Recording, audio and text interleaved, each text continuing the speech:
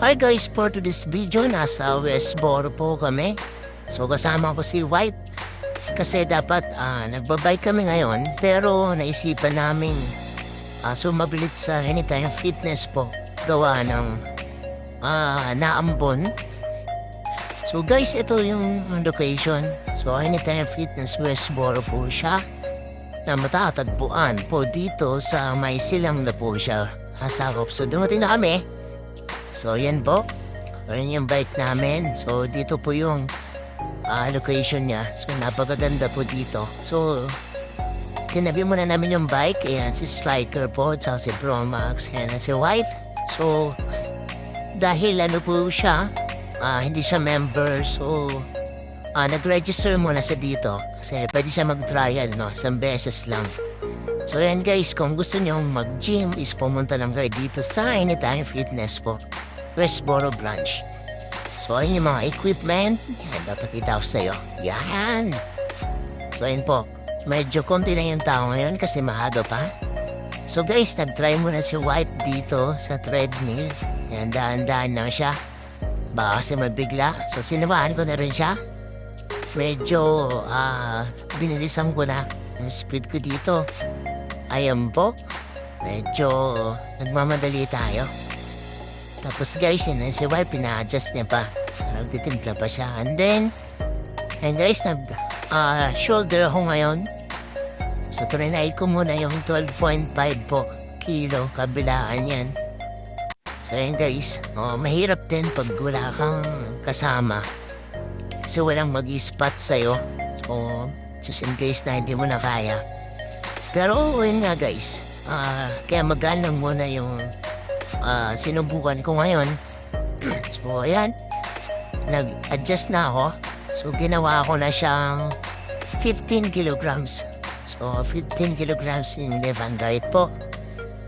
So ayan, hindi naman halatang nahihirapan na ako. Sayang naman ako may nakaharang. Joke lang. So ayan guys, sige pa rin ako. Kasi kailangan ko pong shoulder po ang naatake ko ngayon. So guys, binalikan ko sa wife.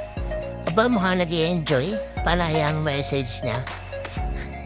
I mean pala yung cellphone. Siguro nagmamay dito.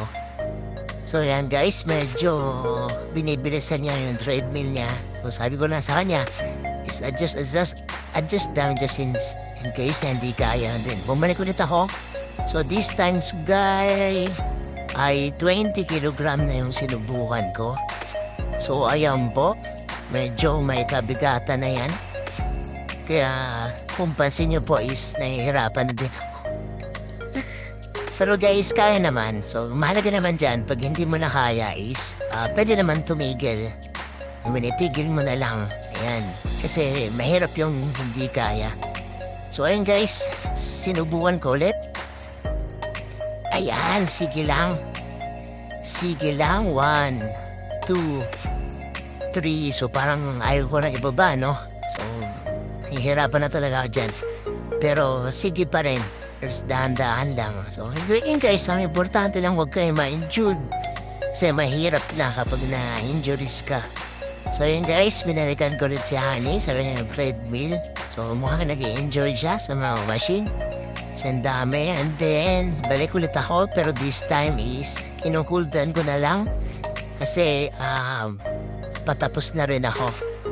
Tsaka binabantayan ko talaga si Honey Pie. And then yun guys, nag-sit up din ako. Ayan, para kahit papaano is lumit yung tiyan. Ayan si Big. Yan po. And then yun, dito naman is ito yung ginamit namin ni Honey. So yan, kami dalawa. Ayan, nag-i-enjoy daw siya. Mukhang daw okay naman. So yan, bilis. So yan po. Ayun si Honey. So sabi yan, medyo napapagod daw siya. Pero syempre guys, bago matapos, may kilig moments pa rin kami. Ayun. So para-paraan na yan guys. So si Honey Pie is kumana para ngayon. So dito nagtatapos guys. Please subscribe my channel po. At saka watch my video.